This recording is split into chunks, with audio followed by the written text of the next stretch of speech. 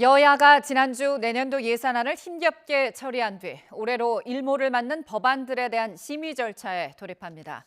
국민의힘은 3월 전당대회를 앞두고 유흥수 상임고문을 선거관리위원장으로 내정하며 본격적인 전당대회 준비에 들어갔습니다. 국회에 나가 있는 취재기자 연결합니다. 박기환 기자.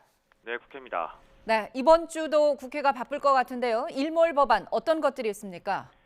네, 여야는 지난 22일 국민건강보험 재정지원과 화물차 안전운임제, 추가 연장 근로 허용 등 일몰 법안 처리를 위해 오는 28일 본회의를 개최하기로 했습니다. 하지만 합의가 이뤄지지는 않은 상태인데요. 먼저 여당은 건보 재정 지원을 일단 5년 더 하자는 입장이지만 야당은 아예 일몰 없이 계속 지원하도록 법을 개정해야 한다고 맞서고 있습니다.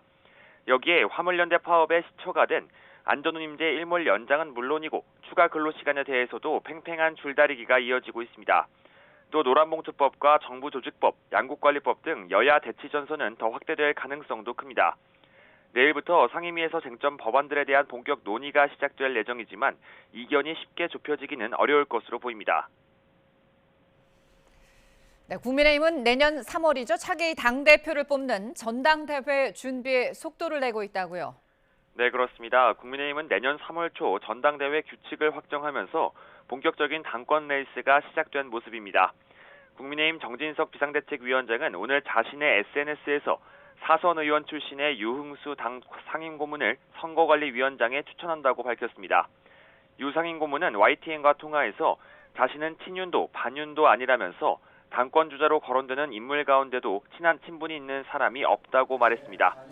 그러면서 선거관리에 공정하고 당과 윤석열 정부의 성공에 뒷받침이 될 수 있는 좋은 후보가 나오도록 노력하겠다고 밝혔습니다. 여당은 앞서 당대표 선거를 일반 국민 여론조사 없이 당원 투표 100%로 치르는 내용의 당원 당규 개정을 마쳤는데요. 내일 비대위에서 선관위원장 임명을 시작으로 이번 주 전대 운영 규칙을 관장하는 선거관리위원회도 구성될 것으로 보입니다. 이른바 윤심의 방향에 따라 친윤계 당권 주자들의 연대 등 교통정리 가능성이 나오는 가운데 비윤계 후보들의 행보는 물론이고요. 전체 당원의 3분의 1을 차지하는 2030과 40대 당심이 어디로 향할지도 주목됩니다.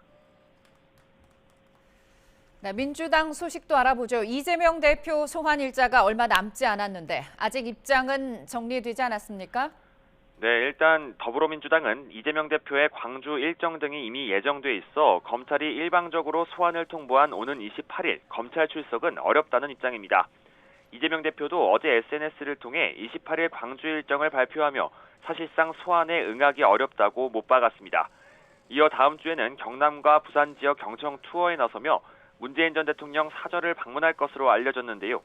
다만 당내에서도 당당하게 조사에 응해서 의혹을 직접 해소하고 돌아와야 한다는 주장도 제기되고 있습니다. 당 지도부의 고심이 깊어지는 가운데 내일 최고위 회의에서 이 대표의 출석 여부 등에 대한 논의가 진행될 것으로 보입니다. 국민의힘은 이재명 대표와 민주당을 싸잡아 비판하며 공세 수위를 끌어올리고 있습니다.